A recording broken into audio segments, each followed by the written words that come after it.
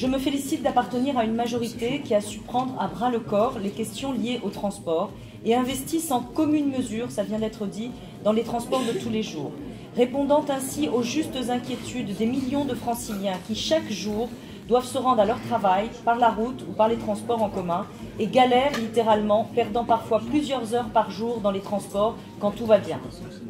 Vous avez l'habitude de le dire, Monsieur le Vice-président, et de le souligner, les franciliens passent près de 28 jours par an, perdent près de 28 jours par an dans les transports en commun. Alors que dire lorsque les infrastructures sont défaillantes, les matériels roulants en panne, les routes saturées?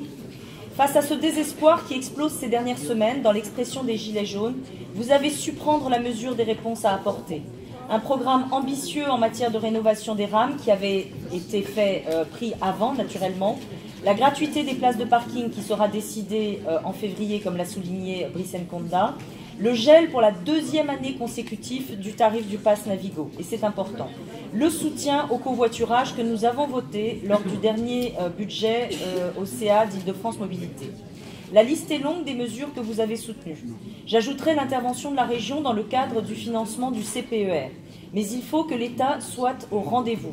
Il faut que l'État comprenne que répondre au pouvoir d'achat, c'est aussi répondre au quotidien.